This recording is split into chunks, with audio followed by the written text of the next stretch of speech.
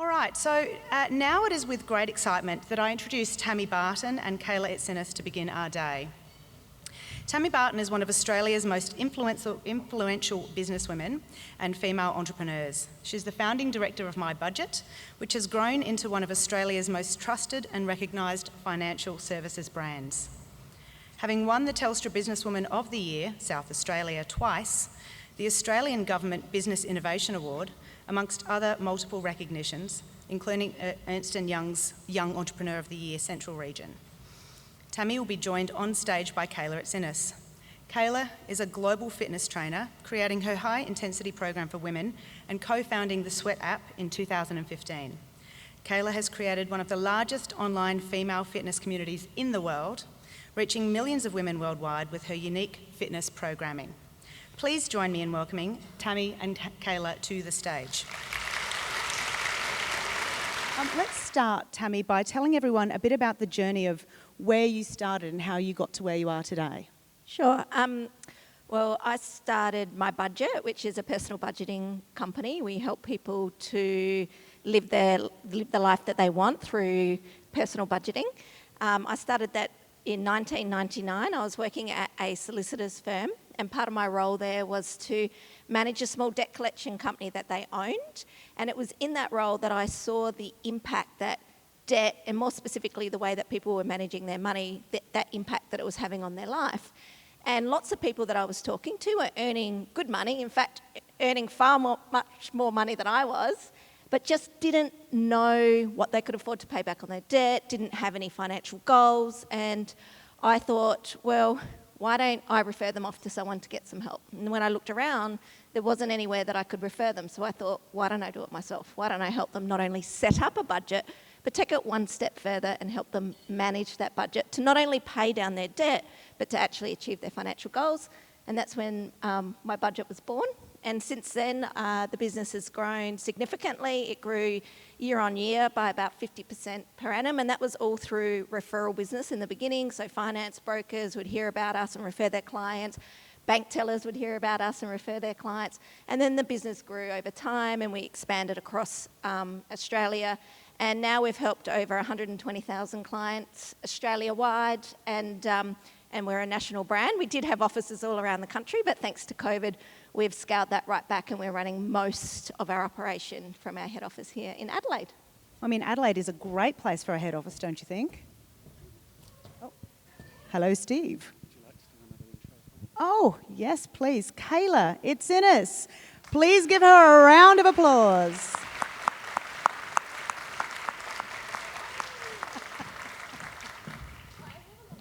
Join the party. We have a seat ready for you. It's one of those days. I wasn't late, to a I swear. I was meeting this literally morning. standing right there. She was just excited to actually talk to people face to face again. All right, so Kayla, we've just quickly touched on, tell us about your journey and sort of the process to get to where you are today in a snapshot. I know you've got a lot to say. Well, hi everyone. Where did I start? I started I feel like this is my PR response for everything. I started in a women's only personal training centre, and then, so I find it really hard to break down where I started, but I was always a fit kid. I'm going to break this down really quickly. Always a fit kid, always into fitness. Everyone in school, they knew what they wanted to do, and I hated it. Everyone's like, I want to be a doctor, I want to be a nurse, I have no freaking idea. Can I just play basketball? And my mum's like, no, you need a sustainable career. And I was like, okay, I'm going to do personal training. She was like, no, a sustainable career. I was like, personal training's fine. She's like, what are you going to do when you're 70? I was like, I'll work it out. So I started personal training. And then from there, met my partner. We released a set of guides called BBG. It was a bunch of ebooks that he said we should release. And I said, no one will buy them, no one will care about my training style. Not a lot of women like it. It's a lot of high intensity weights and things like that. And a lot of my clientele were older, and they were saying, we don't want to jump, we don't want to use weights, blah, blah, blah, blah, blah. So I released the books, and then from there moved on to an app called Sweat with Kayla. And then the app Sweat with Kayla turned into Sweat, multiple trainers, and I am sitting here having a conversation with you today. That's a snapshot of... That's a real snapshot. And I had your first PDF guide. After I had my third child, I was using your program for years. I think everyone... Put your hand up if you had the guide. Yeah, see? And then everyone just sent it to their friends because like we didn't have any codes on anything. So we just sent it to all of our friends. I was like, thanks. Yeah, my story's quite similar. I started a champagne ebook, which was all about the champagne cocktails. It didn't make me a career, but it certainly got people to subscribe to my mailing list. So I love that. back in the old days. So Tammy, My Budget is a values-driven company. Can you please talk to us about that? Sure. Well, I didn't know initially when I started My Budget what a values-driven company was. It wasn't like I intended to be a values-driven company, but it's just what we were and what we are today. And what that means is we have a core set of values. And again, those values, I didn't go and strategically decide what they would be. They were always there. And our values are that we care, we want to make a difference, and we want to teach financial responsibility. And from day dot, that has what has driven the strategy of the business, but also drives the culture. That, along with our purpose of wanting to eliminate financial stress in the community and improve the financial health of the world. So when I say we're a values-driven company, you'll walk into our office, you won't see the values on the walls or on coffee mugs. You won't see them anywhere. They're nowhere, but they're everywhere. They're in every conversation with our clients. They're in our performance reviews. They're in our recruiting process. They are actually what drives our company, because one thing's for sure, you can teach people skills. I have learnt through experience that you can't teach people to care. You either care or you don't care. And so it's very much a part of who we are that we want our people and our employees to align with our values, because that values are not something you can teach. You can align with them for sure. So that is what drives us, and it's very much part of every strategic decision we make. Is that in line with where we want to be in the future, our core purpose, and also our values? Wonderful. So your suggestion to everyone here would be to make sure you've got your values sorted out before you do anything else. And communicate them too. Like, share them in stories. If Kayla was a My Budget employee, I would share a story that Kayla made such a difference this morning because she ran a fitness class before the workday even started, and what a legend she is for doing that. And that's really in alignment with our values of making a difference for our people. Yeah, wonderful. So Kayla, your online platform has allowed you to connect with women globally. Can you tell us a little bit about your use of social media and how this relationship has changed over the course of your profession? I feel like I'm going to sit here and embarrass myself with every single one of these answers. But listen, when I started social media, and like this is so silly now, but back in the day when I first started, we only just had Instagram. I didn't even know it existed. My little cousin came up to me because what I was doing is I was trying to sell myself as a personal trainer to my clients. So I was saying to them, look at these transformation photos. And I was scrolling up on my phone. And my cousin goes, do you do that every single time? I'm like, yeah. She goes, why don't you download Instagram and just store all your photos there? I'm like, oh, what's Instagram? She's like, it's an app, like where you store your photos. I was like, oh, okay, I'll download it. That's how social media started for me. So it was just a place to store my client transformation photos. And then she was like, have you asked if you can store those photos on there? I said, why do I have to ask? She goes, because you have followers. I said, what? She goes, you've got followers. I said, what do you mean I've got followers? She goes, you've got followers on there that people are looking at your clients' bodies. I said, what? So I had to send out a message to all my clients. I'm 19, I have no idea. I'm 30 now. 31 this year. So I sent a message to my client being like, I'm so sorry. Like, do you mind if your bodies are on this page? Like, yeah, no worries. I was like, great. Whew. Lawsuit avoided. And then, so from there, it was just a place to store my transformation photos. And then it started as that and turned into a huge global community, and is the way that I connect with women all over the world. So I would never be able to be in the position that I am in not being able to reach as many people globally. Social media is such a powerful tool and a fundamental tool that we all need in our businesses, but it is, yes, can be detrimental too, and it can be a lot of hard work and a lot of stress, but it has allowed me to reach so many people all over the world, which I absolutely love. Yeah, fantastic. And I think a lot of us have followed your journey as well because you are so open and you are sharing that. And that, I think, being able to connect with people is so important because Absolutely. I suppose in my industry, it's really easy. I see a lot of businesses that push and they say, this is what we're doing, this is what we're doing. And they're not necessarily sharing their own journey, and they're not necessarily, I guess, asking people to engage and like what's in it for them as well. But you've had that from the very start, and I think that's kind of what set you apart. So for anyone out there trying to start a global social media empire, get your values right, and connect with your audience. So, Tammy, with both you and Kayla here today, there's a lot of synergies between your success stories, but can we talk about maybe financial fitness and what that means? Yeah, sure. I've always drawn a lot of similarities between the fitness movement, so to speak, and then there's this financial fitness movement, which I don't think is quite there yet. So if I think about where your industry was 20 years ago, I'd say that's where we are now. Like, people are open to talking about weight loss or their programs or what they're doing or start doing weights. Like, lots of people have a view and are experts on it. Yet when you think about the finance industry, people want to keep it to themselves. They don't necessarily want to share, their finances. But what we actually do as a business at My Budget is very similar to a personal trainer. I call us the personal trainer for your finances because that's what we do. We transform your money and therefore we transform your life. And how do we do that? It's because money is interconnected with almost all parts of our life. And the way in which you manage your money has a big impact on the way that your life is going to turn out.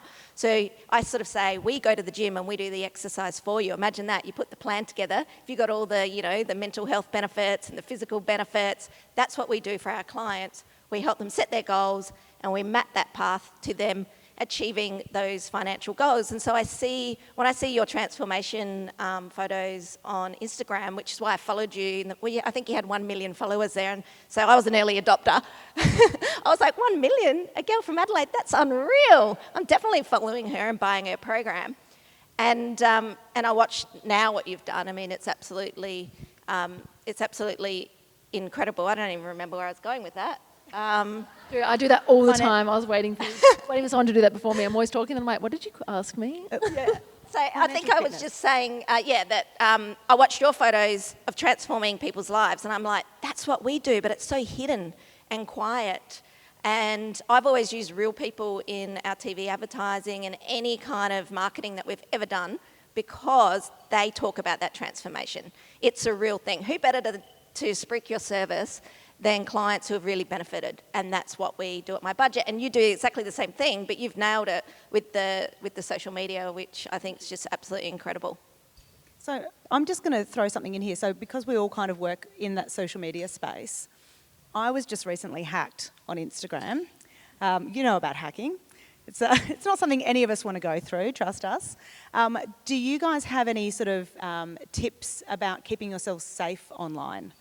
Because my big tip to everyone here is that you need to get an authenticator app on your phone. And it can be there's a whole bunch of different ones, but download that app, and what it does is that one app will connect to all your different platforms. So that could be Dropbox, Xero, Facebook, Instagram. Don't get fooled. It's not just people like Kayla and Tammy they're trying to hack. It's my parents, because once they get into your account, then they can send messages to all of your friends and say, help, I need some money, or something's gone wrong, can you send me your credit card details? And those are probably the more convincing ones. So by letting yourselves be the conduit for the hackers, you can actually affect your whole community. So it's keep yourself safe, but download this Authenticator app. I just use the Google one, and it can connect to all of your things. So when you get hacked like I did, you can get back into your account and you can boot the hackers out. But without that app, you can't do it. And I didn't think I needed it. I just had two-factor turned on in my Instagram and Facebook, like within the app, and that wasn't enough. So go and get that app and make sure everybody has two-factor turned on. And also for your employees, because if they can get in through one of your employees, you're still stuffed, right? So anyone who has access to your social media accounts should all have this stuff turned on. But this is just a community service announcement, guys. Which I'm so glad that you've done that, because there's not enough people talking about the risk. I mean, we've got the Australian Cyber Collaboration Centre here in Adelaide, and if you go to their website, there is. I was not aware of the essential eight things that you should be doing as a business, but also there's lots of information in there as to what you should be doing as a consumer, and that is your guide. And I was completely unaware of that but not because I was being naive about it, it just had not been brought to my attention. And so it's really good to raise awareness and protect yourself as much as you can. But also importantly, it's the disaster recovery. Like, what will you do if you are hacked? How will you get back up and running, and in what time frame, and what's your plan for that?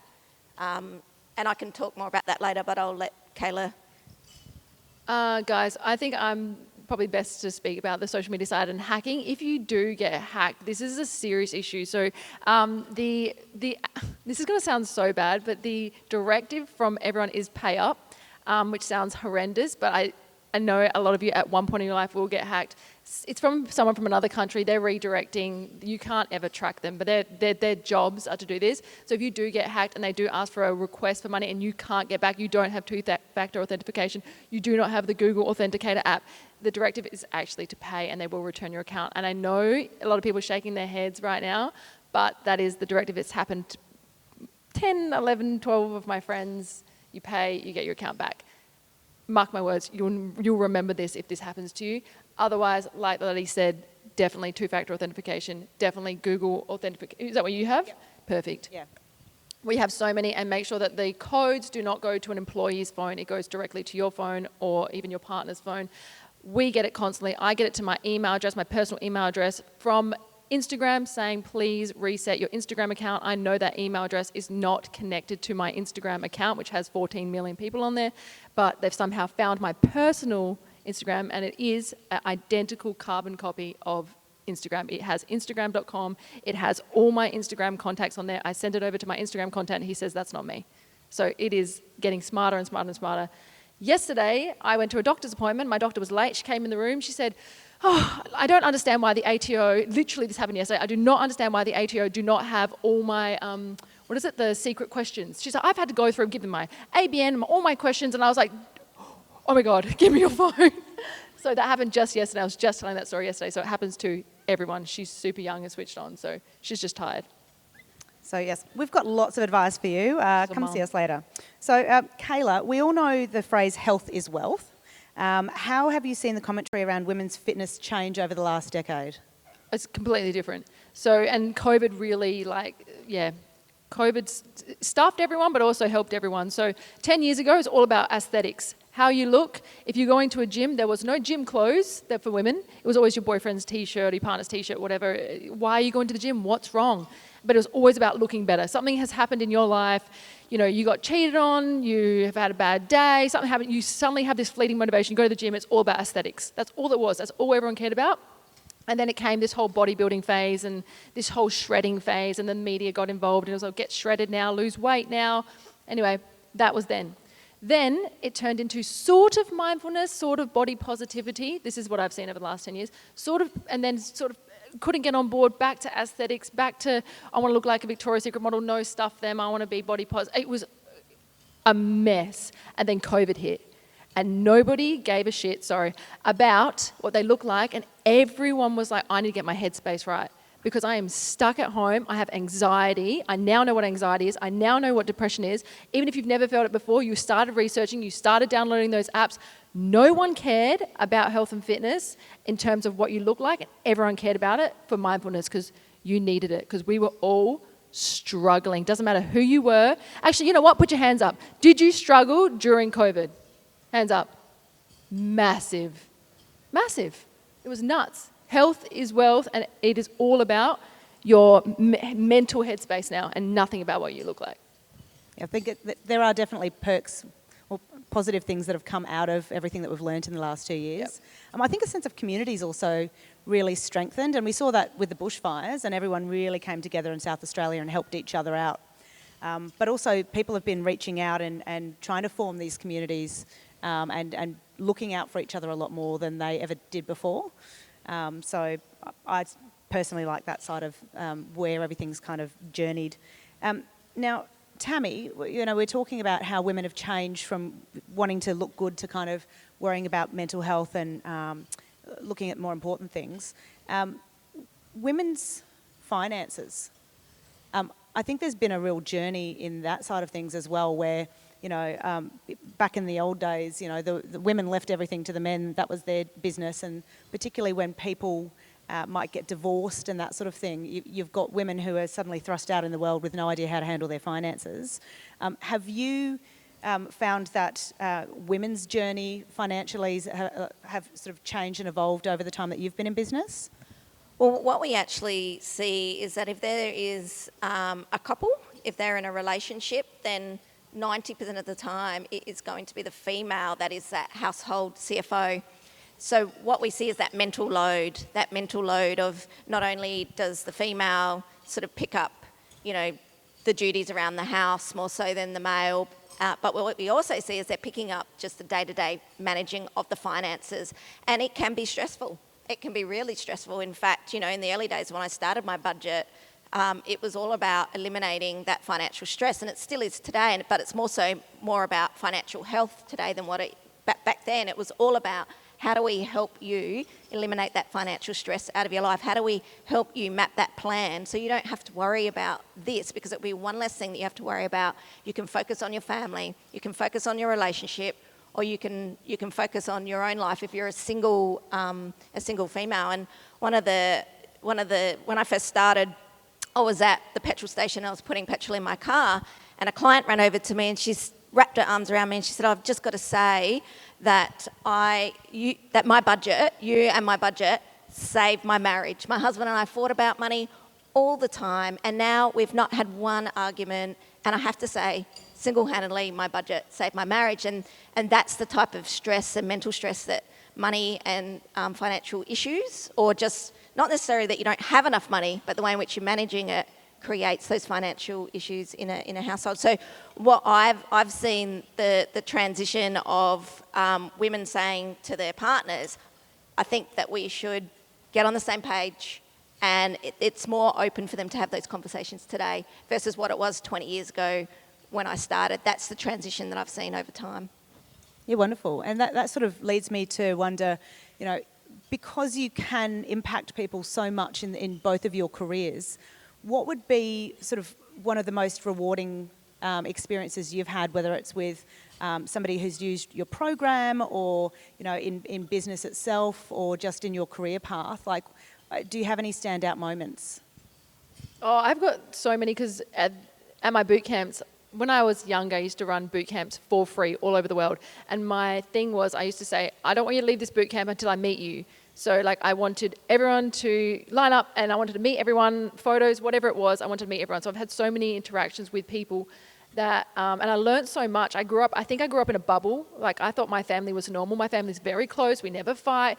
We have dinner together every night. And then I traveled, and I was like, oh, wait a second, some people don't have family. Some people don't have friends. Some people live in New York with literally no one. Some people are suffering really badly. So I had so many people come up, big hugs, and say, basically, thank you so much. I now feel like I have a family. So the community turned into a family, which I think was really nice. Some of them really get to you. So you leave your boot camps, you leave your events, and I know that you guys would, when you meet people and you just sit in your hotel room, you honestly just cry because you hear so much. And it is positive, but some is really hard to hear, and you feel like you're a big psychologist, but then I don't know how you guys do it, if anyone's a psychologist, psychiatrist, anyone who listens to people's problems on daily, sometimes personal trainers. But yeah, went home and just literally just cried, because it's just an incredible experience to change someone's life like that. Similar to Kayla, I've had so many experiences, and whenever I have someone new join the business, they'll say, oh, my friend, they've been a My Budget client for so long, and it's changed their life. And I just love hearing that. But it's what we do. It's no surprise to me, without sounding arrogant, that is the impact that we've had on people's lives. And there's been lots of standout moments for me, but most of the time they've caught me by surprise. So I was in our office in Melbourne, and I was walking down Buckley Street in Essendon, not far from our office, and a client came out, and again, she saw me. She wrapped her arms around me. She started bawling her eyes out, and she said, I just need you to know that you've saved my life. My 2 young boys wouldn't have a mother today if it wasn't for what you've done for me at My Budget. And I've got shivers up my back now, thinking, I didn't, but My Budget did save this lady's life, and I'm so proud of that, and that is what inspires me every day. And then there's other instances where, and this one's a bit more of a light-hearted, funny story, but one of my staff members from Melbourne was working here in Adelaide in our Glandore office, and it's a 40-kilometre zone there, and she didn't know that, so she was leaving, and someone said, yeah, just cut through the back streets, and she was doing 60 kilometres an hour, and she got pulled over by the police, and so she thought, oh, I'll just do, the old hair flick and see if I can get out of this. And as she did that, the police officer noticed the My Budget logo on her shirt. And he said, oh, do you work for My Budget? And she goes, yeah, I do. And he goes, you guys got me my sex life back. My wife and I have sex now since we joined My Budget. And he let her off. So we get people's sex lives back too. So men, you better start signing up. I don't know what to say after that one. I love that. So, there's been lots of highs, and I think people look at you both as, great success stories, and we're all very proud that you're South Australian, and we'll always own you and hold you up. But can you maybe share some of your lower moments, or something that scared you during your career? And it could be growth, or it could be something different. But can you share an experience that will, I guess, show to to our guests here today that you've been through challenges and you've been through harder times and you've still pushed through and got to where you are today? Do you know what? I was going to add something to your story, but I might use what I was going to add as my story. So the stupidest thing that I ever did. So if you guys don't know, I had a partner, Toby Pierce. He's great, amazing person. We separated. He was my business partner. He still is. He's part of the business, but we separated. And my stupidest thing that I ever did as a kid is I said, you know what? You handle the business money side because I can't put my brain into that. I want the community side. I want the marketing side. I want to grow the business. I want to do the boot camps. I want to meet people. Money, I'm not interested in. I don't want to know about it because otherwise my brain will go there and I won't focus on the business, the community side. I went my whole career never knowing anything about money, never seeing it, never worrying about it, nothing. iFit, which is a big company in America, acquired Sweat. Still, me, nothing. I don't want to know about it. Then the separation. And I was, when I say lost, like completely lost when it came to, wait, where's my money? How do I was lost. I felt so stupid. I was like, how did I separate myself from money so much? I did not focus on it. I was like, what do I do? Everyone's like, you're fine. You're totally safe. This is amazing. I'm like, but I don't know I don't even know. So that was the stupidest thing I've ever done. So if you're listening to this, and I know you guys, you're probably not in the same position as me, but if you can be across your finances, 100%. I got a team in, and I remember, I looked up, and my team was all women. My lawyers, women. My tax lawyer, a woman. Everyone was just powerful women. I felt like crap. I was like, I feel like I've done nothing. And they're like, Kayla, are you joking? You've done so much. I'm like, no, but I feel like I'm just not across that side. So get across that side. That was my low point. I was sitting there going, I have no idea what I'm doing. I'm so lost. I know so much about this and nothing about that. But you're not alone. Absolutely not. You would hear that story all the time. And that is what we do, is we try and bring people together on the same page. Even if one person doesn't want to be involved in managing it, at least they have full visibility, they can see where their money's going, they can have input into the financial goals. And I think that's one of our metrics, actually. You're talking about separation, but I mean, lots of things lead to separation, but one of our metrics is, do My Budget clients stay married longer than the general population because we've eliminated financial stress? Now, how to measure that is really hard, but I'm interested to know the answer to that, to see if what we're doing in that side of things makes a difference or not. I mean, your situation's different, of course, different. But I am interested in that. Just to lead into your question about being scared. Scared's not probably a word that I would use, but there's certainly been challenges. And obviously one public challenge was in 2020 when we had our cyber incident. And I had to just take stock of the situation, listen to the advice I was getting, listen to the advice from the lawyers, the insurers, the technical people, and make decisions about what we were going to do moving forward.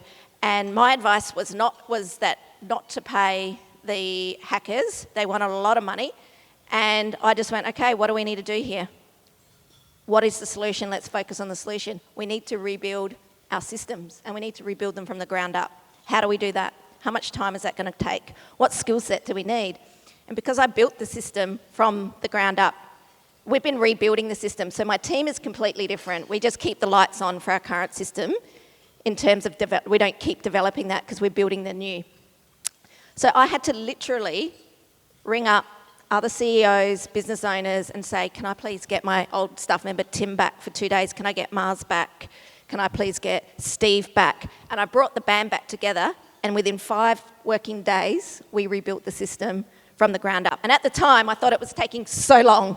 Like, I wasn't leaving that office until it was done. You know, I was literally having a quick nap and coming back and what's going on. None of my staff would have seen me looking stressed. They wouldn't have seen me without a smile on my face. I needed to show my people and my clients, we've got this sorted and we're going to get there. Not for 1 second did I think we wouldn't get there, but was it a challenging, stressful time? Absolutely. And the lessons learned, I suppose, is in the moment. You think it's the worst thing ever, but once you get through, there's so many things that you can learn from those challenges. And one of those is how important it is to have community. Absolutely. And for me, I had the South Australian business community supporting me. I had business saying, do you need servers? I'll drop servers over. Take all the stuff you want. You know why, Tammy? Because you do the same for us. And that's part of being a community. It's not looking at what can I get from someone. When you're talking about social media before, about people pushing, the way we look at our social media is how do we add value? How do we add valuable content? It's not about what can we get from you, because we want to build a real community, which is what Kayla and Sweat have done. Guys, just to, you'd be hearing that and thinking Kayla just said pay up. I'm not talking about if they hack your entire business system. I would definitely rebuild. Exactly, I would tell them to F off. I'm talking about an Instagram account with a small amount of followers on that you've built up an Instagram account. That's what I'm talking about, the pay up. I'm not talking about cybersecurity, a hacking system. So, and that's another thing. Another thing about cybersecurity is, and I'll just tell you a quick story about my business. We thought before the sale, before anyone buys your business, acquires your business, they want to know your business is absolutely safe. So this company came in and they said, we want to know your business is safe. And all of us were like, it's totally safe. No one's ever tried it. No one's ever hacked us. This person they sent in was there for 20 minutes. He's like, I'm in. We were like, what? He's like, I'm in, you're done. Fix this or like, we're not interested. So it is so easy to find little loopholes. Make sure your business is rock solid before you go, especially something like that. It shocked me. I was like, what do you mean you're in? You logged in? He's like, no, like you've been hacked. He's like, I'm hired for this. And he's like, I'm the best at this, but I'm in. I was like, wow, fixed everything within 24 hours. I didn't believe it. I was like, we are rock solid safe. Like, I just didn't believe it at first. It was like one of those things. I was in shock. And I was like, how did this happen? And they're like, we don't know. We actually do not know. And the insurer spent, I don't know how much money, close to $100,000 doing forensic to understand how this occurred. All we do know, it was a password hack, and that is about the extent of it. And they got into our system and they were able to lock it. And that was it. So that was as simple as that. And they call it like it was a smash and grab. So luckily no one had targeted my budget. They were smashing in and seeing what they could get and then holding people to ransom. And, you know, it's one of those things that you think will never happen to you. But now that's why I want to talk about it and say to people, just do what you can to protect yourself and then have a plan for what will happen if something happens. That's it. Yeah, no, so I started South Australia's first social media company back in the day, back when MySpace was a thing. And so I like to think that I'm quite good at this stuff. But we got done through a phishing email, which was identical. I spent 2 hours before I clicked on this email. I went through the email address, I Googled it, I found that it was legitimate. There was a full stop, which was the only thing that was changing it, but Google doesn't think about those things. We went through everything. It was a copyright infringement. So we contacted the photographer. We went through all these steps because we went, well, we don't want to click on an email. But yeah, so like anyone can get done. One thing I did learn though is that there is a cyber insurance, which we didn't have, which you can get for your business so that if you do get hacked, it pays for the guys to come in and fix it. Good. So I didn't have that. Luckily I have a really good community around me though. Tammy, we know that business is full of challenges. We're all mums. How does that factor into what you've been through? Has that sort of given you any benefits? Or, I suppose there's time management skills that we all learn.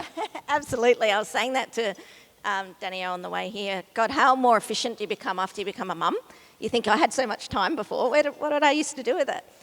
For me, becoming a mum was a big part of my journey, because everyone always thinks, well, when should I have kids? And I'm going to have to step out of my business or step out of my career for a bit. Or you don't have to, but a lot of women do.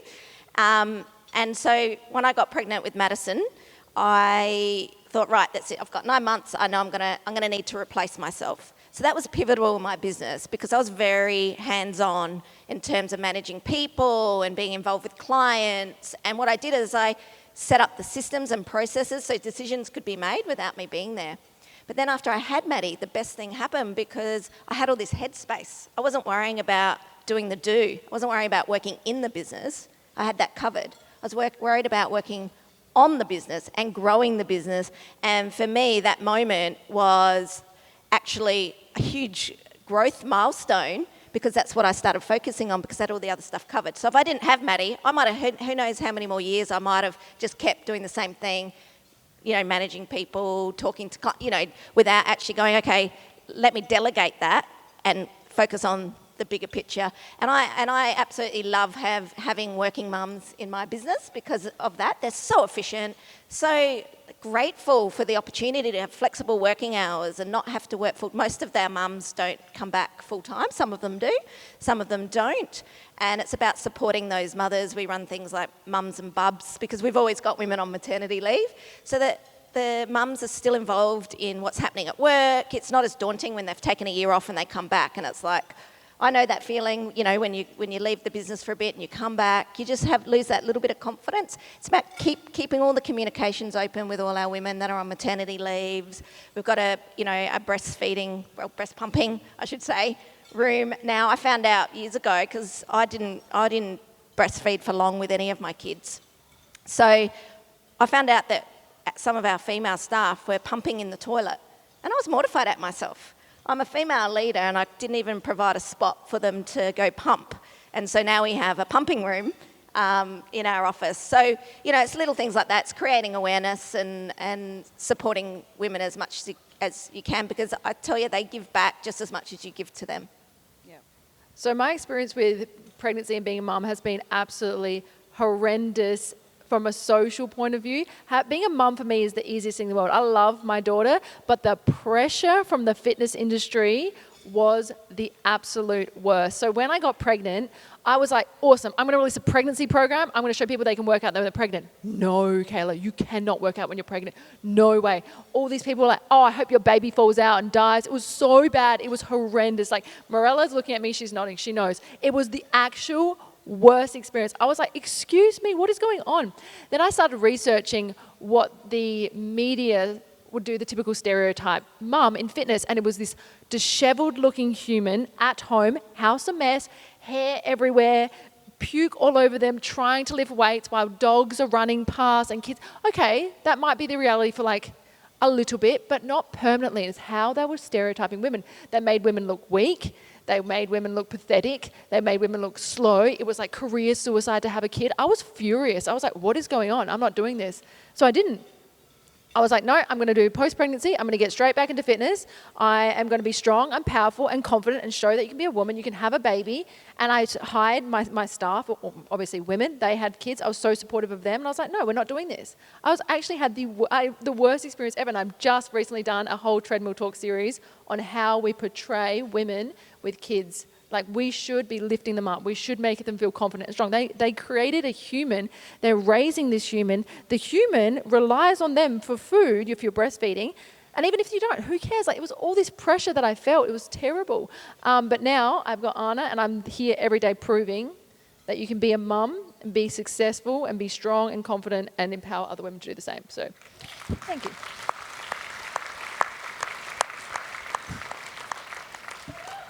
I'd also like to give a shout out to all the mums who had babies in lockdown and had no support from their families. Absolutely. How epic was that? My sister went through that. All right, so now, Kayla, you just got back from overseas. How was that? Like, we all want to know. It's just been so long. Can you tell us about your trip and, like, what was it like? I went to the airport, got my mask, my Vax card. No, it was amazing. So I went to meet the team that acquired my business, which is iFit. We went to LA We went to Utah, Salt Lake, which is where they are. We went to, every time I say that, everyone's like, were they all Mormon? I'm like, yeah, they were. They were all Mormon. It's very exciting. It's kind of cool. And then we went from there to Miami. No one can drive in Miami. It's like, okay, so I'll talk to you about it because everyone loves the travel stuff because no one's been everywhere. So everyone's like, how was it? LA's like back to normal. It is, if you guys went to LA before, I know a lot of you in business traveled a lot. LA was riddled with homeless people. It was just scary. It was beautiful. Everything feels back to normal. Everything is clean. Venice Beach, not one homeless person. Everything was clean, beautiful, nice. Everyone was perfect. The COVID thing doesn't really exist anymore over there. They've sort of just moved on with life. Utah, COVID really doesn't exist. There is literally nothing. It just, nope. And it was cold and beautiful, and we went snowboarding, and I met the team that acquired the business, and then we went to Miami, which was hot, and no one can drive, and the whole time you're just trying to survive on the roads, trying not to die, and it is beautiful. So it feels very back to normal in America. Over the past 2 years, though, they said they massively struggled with business there. It was super hard for them. They were so uncertain. There were so many people there. They didn't know what was going on, but now it feels relatively back to normal. So if you are looking at traveling, it seems normal if you're going to the places that I went to, which was LA, Utah, and Florida. So I suppose, let's look forward now. We've talked about sort of things that have led you to here. As two very dynamic leaders that people look to, how do you sort of work on your leadership style and how do you grow as a leader? Do you guys do programs? Do you read a lot? Do you listen to podcasts? What do you do to grow? All of the above. I love podcasts. So I live in Glenelg and I drive to the city. So that's my time to learn and educate myself about whether it's what's going on or if there's a topic I want to learn about, I'll deep dive right into podcasts. And then I love listening to ebooks. But then I always love to have the hard copy as well. So I'll listen to an ebook, I'll get into the office, I'll highlight all the bits that I think are important. I've always been a big book reader. Now I'm transitioning to sort of ebooks, podcasts. I love reading things on the internet. And then I love going to like summits and leadership conferences. And I've been to some all around the world. And so I just love educating myself and learning and growing. And then, but importantly, sharing that with my team and also implementing best practice. I think that's the thing, that's the key. We don't want to be this person who knows everything and does nothing. You want to know it all, share it, and actually go and take action and in your business or in your life or in your career or whether it be at home or in your community or whatever it is, actually implement the things that you learn. So I hate reading. I hate ebooks, I hate highlighters, I hate podcasts. I think I have a ADHD. I'm very I can't do that. So I can't focus. I literally can talk to anyone. If I like what you're wearing, I will come straight up to you. Hi, what are you wearing? What is that? I want to know something. I'll go straight up to a random person. Be like, what do you think of if I'm at a cafe and I'm ordering something? I'm like, do you think COVID's affected the fitness industry? They're like, yeah. Do you reckon? They're like, well, yeah, I haven't been going to the gym. I learn like that. So I just talk to random people. But I handle my direct messages on Instagram as well. So I do have a customer support team. So I know people are like, crap, you don't handle all of them. I don't handle all of them. There's millions. So I have my own folder, which has thousands in there. And I just talk to my community. I'll randomly video call them. They're like, hi. I'm like, hi. I have a question. They're like, why are you calling me? Because I want to talk to you. So that's how I learn. So I just get my information from my community, and it's the best because I learn so quickly, and then I can grab that information, put it into a product, and output it to a global community of women, which is incredible. Okay. We're very different, can you see? Yes. She's got the highlighter, she's reading, podcast in the car. I read everything, and I think it's almost my downfall because I don't channel it in, and so I just kind of, anything that pops up on my phone, I read it. And so I read a lot of rubbish, and then I also read a lot of good stuff, but then I try and talk to people about that, and nobody knows what I'm talking about because I've just deep dived so far down into social media articles, and so I have lots of random facts that I feel like I'm becoming a trivia queen. I have to say, I'm a fan of Glam Adelaide. If I'm looking for a restaurant, I've got people coming over from Sydney, I'm like, what does Glam Adelaide say? What's opened recently? Where can I go? The funny thing is I use Glam Adelaide for myself because I have no idea. People come to me and they're like, so Kelly, they treat us like a help desk. We get phone calls all the time, to the point where we've had to change our voice message, like when you call through the office. It takes about 7 minutes to get through because we're just trying to get rid of people. Because they will call up and ask us, like, where's the best place to buy chicken feet? Or, you know, I'm organising my daughter's 21st and I want somewhere that's oceanfront, that has a capacity for 300, that has wheelchair access, a carpet so it's not too echoey. We want to have live music, so a dance floor would be good. But we want to have a really strong vegan menu, and it needs to be an ethical business. Like, can you just tell us where to go? And it's really quite draining because I want to help people, but I just have no idea. And so we've got this really incredible team who are up the back. Girls, put your hands up. Woo! So there's the Glam Adelaide table at the back, VIP spots. But we have, we are constantly trawling the internet and businesses and talking to people and trying to find out what's going on so that we can share it with you. Because I think when I started the business, I had no idea. I'm not from Adelaide. And so when I moved here, I just did not know where to go. And there was nowhere to find it because this is back in 2000. And so Glam Adelaide started as a MySpace group so that I could find out information. I was like, guys, can you just post in here and tell us what's going on?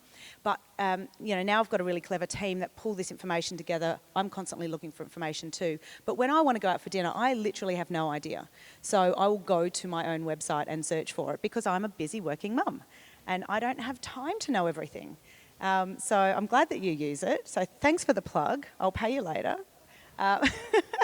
But yeah, no, it's good and it really brings me together. And I think what I love about my business is that I've had so many years. I remember I lodged a tax return for $20,000 one year, and I was like, if I was in corporate, I would be so rich right now, and I'm just earning pittance. And I remember calling my husband Steve and going, I need you to pay my employees this month because I can't afford to do it. But I was in there for the right reason. I think it's the same reason that you both did what you did. It's a passion and you want to help people and you love the reward from it. And so you push through those hard times and you push through the challenges because you're in it for the right reason. You didn't get in to get rich quick. You know, that sort of, your success came with your stamina, I think, to push through it and to keep following what you wanted to do. But yeah, it's a really rewarding place to be in, and seeing this community that's rolled up today is just bloody amazing. So I think, thank you everyone for coming. It's just heartwarming to see everyone come together like this. Now, Break the Bias is the theme for this year's International Women's Day. Kayla, how do you believe your community is breaking the bias for women worldwide? I'm breaking everything. Breaking stereotypes, I'm breaking bias, I'm breaking everything. I started off cutting off half the market. So I started off in the women's only business. So everyone was like, wait, what are you doing? And I was like, it's fine, it will work. So I'm my entire career, I've been trying to teach women to be powerful, strong, empower women, be confident. I'm trying to help them use weights in the gym. I'm trying to teach them about high intensity exercise. I went to Dubai, guys, and you have to ask permission from your husband to be able to go to the gym in some places in Dubai. Oh, sorry, I don't have permission to go. I was like, what is going on? This is not, I don't hate men. I'm not like some mad feminist or anything like I'm not doing this. But my company is here for women, run by women, to teach women to be the most powerful women that you can be. So Breaking the Bias is literally our bloody logo, may as well be at Sweat. It is absolutely incredible. We've got so many powerful women with kids. All of our trainers, most of our trainers have kids and are mums, and they're incredible. So yeah, I'm breaking everything. It's not just the bias, just literally everything about being a woman.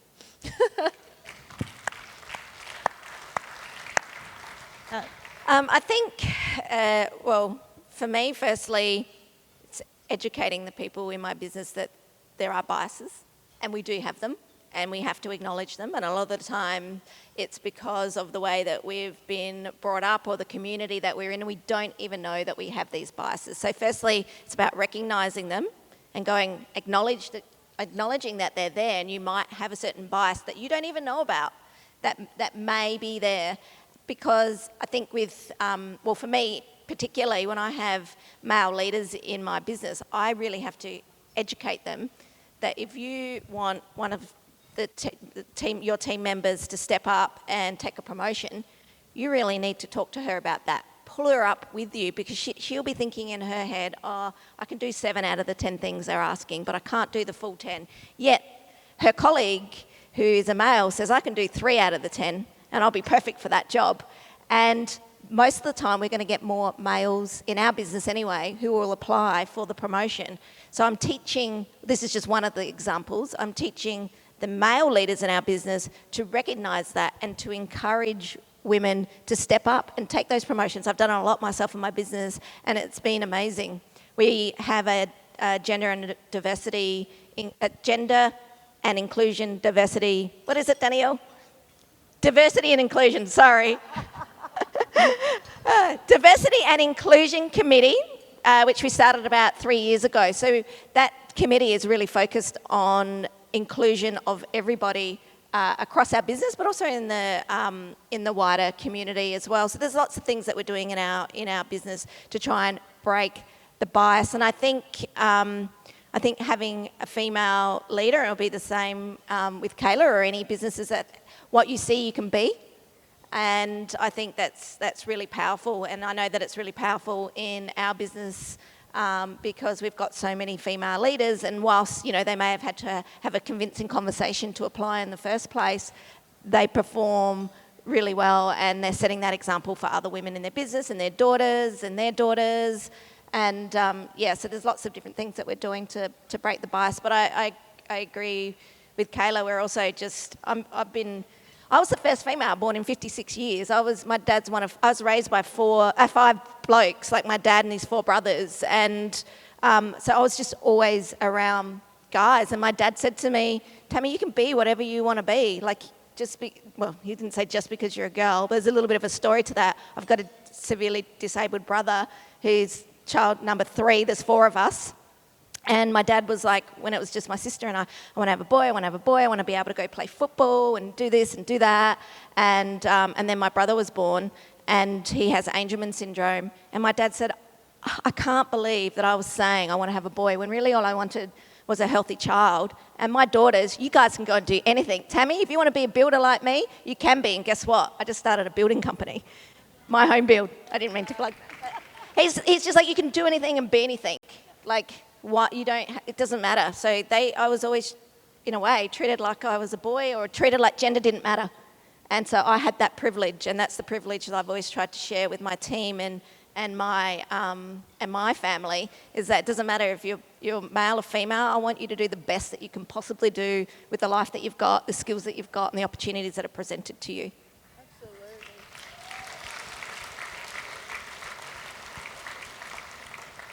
Right. My slide clicker people, it's time for the next slide.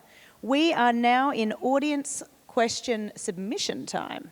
So we've had some questions sent through from the audience, and we're going to go through some of these. So the first one is, this is for both of you. What do you feel has shaped who you are? I think you touched on that a little bit just then. Yeah, I mean, for me, definitely my family.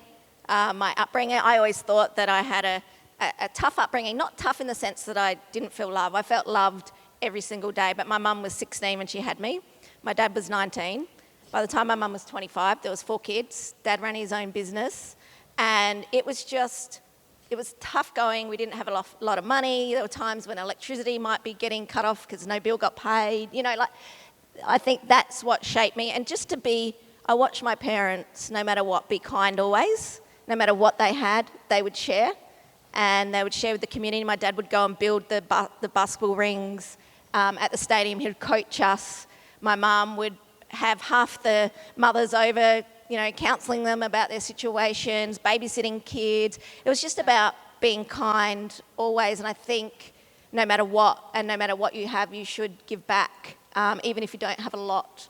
And it's about building, those relationships and that community, and I think that's what shaped me as a person. I knew whatever I was going to do, it was going to have an impact. I wanted to make a difference in people's lives. That's what really motivated me, and I just naturally had a skill set towards finances and accounting and money. It's just something I understood, and I got it, and very literally, but the important thing was I got the emotional side of it.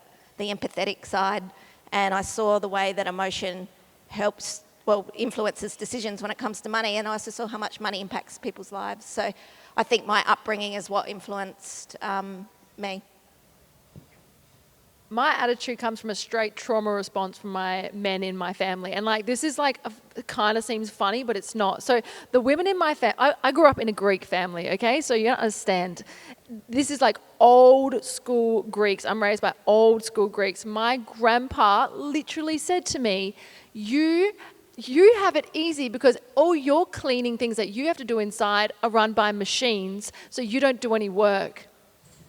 Go away. So like I'm the first one, I'm the oldest one of all cousins, and sucked in, they're all girls. They're literally all girls. There are 2 boys and there is like 50 of us girls. My grandpa's like, I can't deal with this. Why do you keep having women? So I was the one to teach them that attitude was not okay. So I watched my mum. My family is the best family. My mum worked as a real estate agent. She had me. She started working at Sam Tas Seafood in the fish shop. She was like, I don't have a job. Like I've been raised a certain way. I'm the home person. My husband works. That's what it's like in a Greek family. That's just what it is. Shake your head or not. That is literally how, if you are ethnic, that's how you raise. Anyway, my mum volunteered at my school to read with kids with disabilities or kids that needed help. From volunteering reading, she got given a job as an SSO. From an SSO, she then became head of sports, somehow sports coordination. From there, she's second in charge under the principal, and she basically ran the entire school. And I watched that process of her just showing up day after day after day with men around her telling her that she's nothing because my grandpa is the best person but the worst person towards women. And she just showed up. She kept showing up. And when I said I want to be a personal trainer, he said, no, that's for men. He literally said, that's a job for men. Pick something else. So it's International Women's Day. And like I said, it's a straight trauma response. I'm just like, no. Like, I'm here to teach women that you don't need to listen to that. And you can be so much more than that. So I've taught all my cousins. I hope I'm a role model for them. I don't drink alcohol. I don't go out. You know, Morella knows. She does nothing.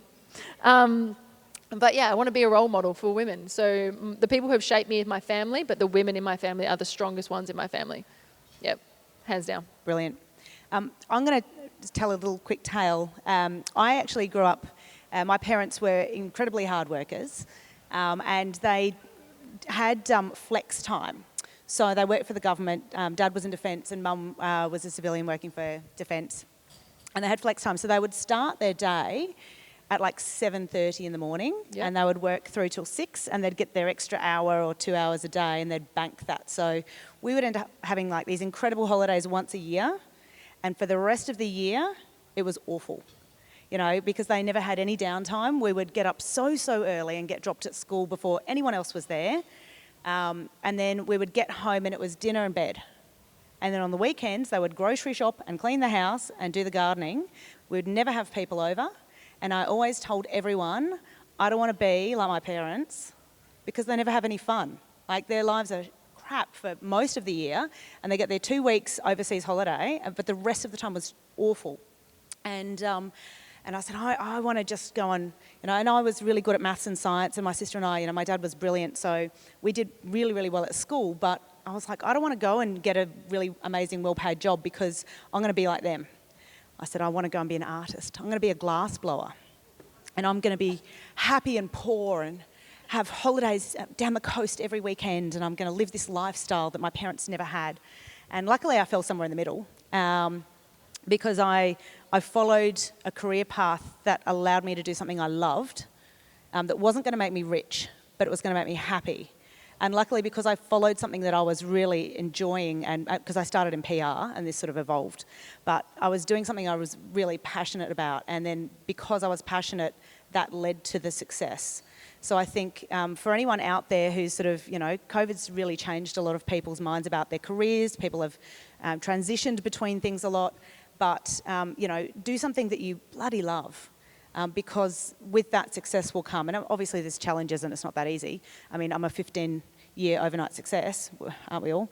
But I think you need to follow what makes you happy, because some people just work and work and work and then they die. And there's no happy ending there. So somebody's asked who your childhood hero is. My mum. Oh, that's so nice. I was going to say Michael Jordan. But following in Kayla's very wise footsteps, both my grandmas, they were there, and I still have one with me today. She came over on Sunday for lunch. She's Irish with a thick Irish accent.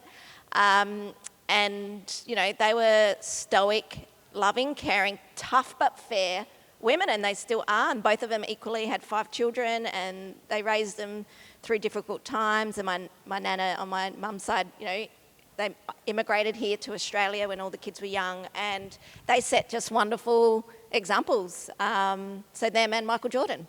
Amazing. I just had a thought, and my sister's here, so I've got to actually change my story because it'll go back to my parents. They actually moved to South Australia. This was in Canberra, where I hated their life. They moved to Adelaide, and everything changed because they moved into, there was a family tragedy. They moved into a tiny little house in North Haven, and there was no kids, no house to clean, no garden to do. So they started going to wineries and the markets and the yacht club. And they started living this incredible life. And I came to Adelaide. I heard Adelaide was awful. And I came here to visit Adelaide. And I was like, oh my God, my parents are living their best life. This city is amazing. And everything changed. I moved here because I saw how amazing it was. And I actually realised how many people 20 years ago in this room went, oh God, get out. Don't stay. It's awful. And I was like, no, I've lived all over the world. This is the best place to live. And so I then went on this mission to sell it back to Adelaideans. And luckily the culture has changed over the last 20 years. Everyone here knows how lucky they are now. It's just so exciting that we're all here now. My sister moved here. We've all got our families here. This is our home. And my parents are still living their best lives. And that's all the stuff that I promote on Glam Adelaide. Now, third question, Tammy. David Walk from Operation Flinders would like to know, what's your position on culture eats strategy for breakfast, said by the famous Peter Ducker? Completely agree. Thank you for the question, David. I mean, I've talked a little bit about culture, but you can have the best laid out strategy in the world, but unless you've got people that really believe in it and are passionate about that strategy and passionate about what it is, and it was similar to what you were talking about, Kelly, with being passionate about what it is that you're doing, the strategy means nothing. You might as well put it in the drawer. You're not going to get the best from people. So it's okay, you've got that awesome strategy, but how do you engage people in that? And you engage that through standing for the right things, your values, your purpose, the long-term goals that you have, and taking everyone on that journey. And that's where the culture piece comes in. And I agree. I say action each strategy, because you've got to take the actions. There's no point having the best strategy if you go ahead and take the action. But I completely agree in that, and that's what I've built at my budget, I think, is that culture of my team wanting to do. I don't have to convince them. In fact, I just leave them to it, because I know we're all aiming towards the same thing. Yeah, great. So, I mean, you've had varied careers. Is there anything that either one of you would do differently if you could do it all over again?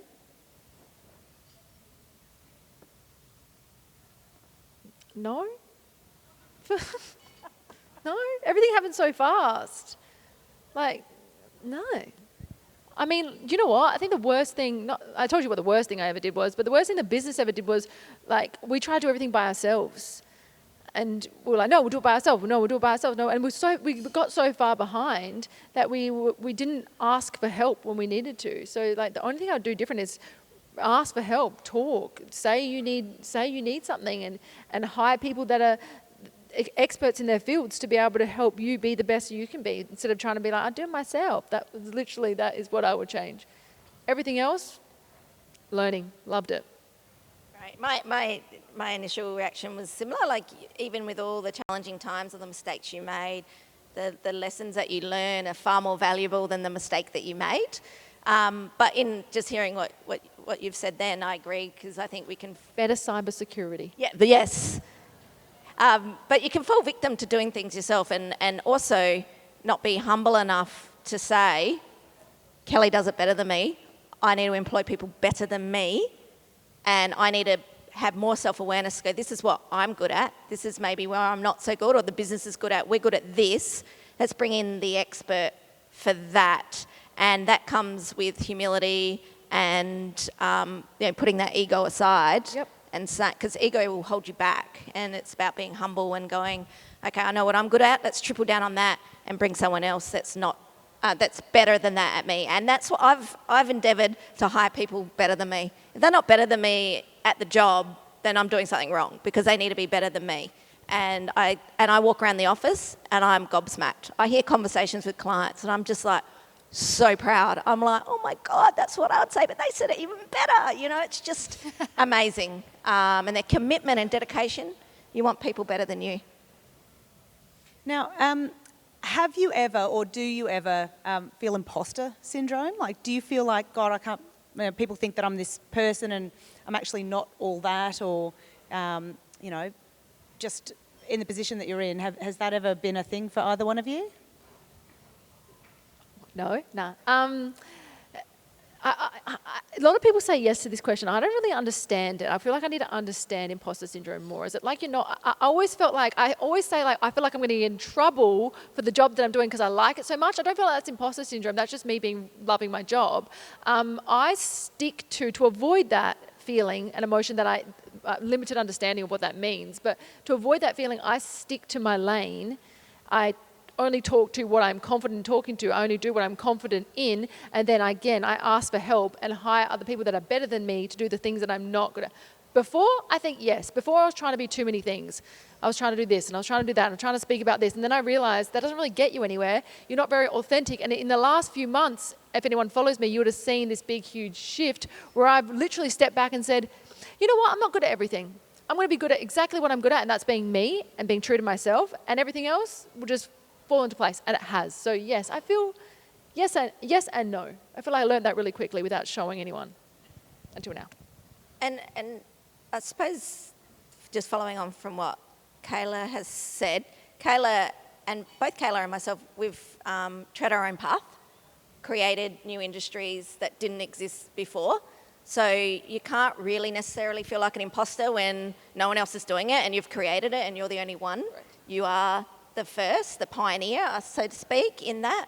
But I suppose there are times, and there's one thing, like sticking to your lane so you feel comfortable, but there are times where, and I've started to push myself a bit more, join a few more boards where I don't know everything that goes on within, the Adelaide City, but I've joined the Adelaide Economic Development Agency.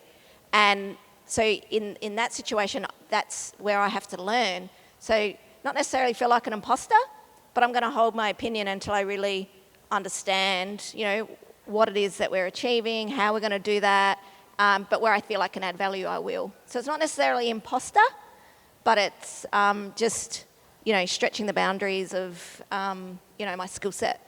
I feel like we didn't really help anyone that does feel like they have imposter syndrome in their business though, and like in their life. And I feel like if that is you and you feel like that, I think automatically the reaction or the answer that I'll give you is that totally normal as a woman in business. You're automatically made to feel like that, and then it doesn't help being a woman. But also I think that maybe sticking to what you know, sticking to your lane, really focusing on what you're passionate about, going back to that, and then obviously like look inside and realize that you are powerful and you are strong, you are confident. Maybe the things that you're thinking aren't actually real, and maybe you are manifesting or you are thinking things that perhaps no one is. For example, I always say to people what do they say? What is it? Don't look at me, I look terrible today. I'm like, I haven't really sussed you that much. Do you know what I mean? I haven't really looked you up and down and been like, yeah, no, we're not going to be friends. It's this automatic thing that, I look horrible. I don't know. It's this weird thing that we do. So it's kind of normal at the same time. It's kind of okay to say, yeah, that's kind of a normal feeling, to feel a bit like, should I even be here? I don't really know what I'm talking about. I don't really know what I'm doing. But you actually do.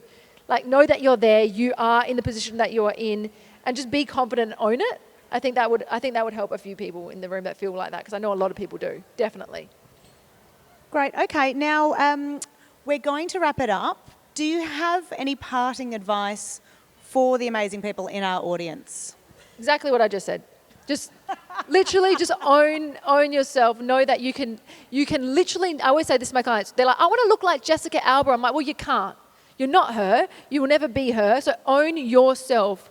Like, focus on yourself, be your best self. And that is the worst saying because it goes, because it's written everywhere in quotes, isn't it? Like, these beautiful quotes, be your best self. And you're like, cool, I've read that before. But like, you really need to think about it. Like, you are only ever going to be you. You only ever have one life. Why would you sit there thinking, I'm not good enough, I don't look good enough, I'm not good enough for this job, I'm not smart enough? Like, just own who you are, work on yourself. You've got a big life, a long life to live. Like, be the best version, be confident. You're a woman, you're stuck there, that's what you are. Like, let's do it, let's own it. Let's be that, be confident. Thanks.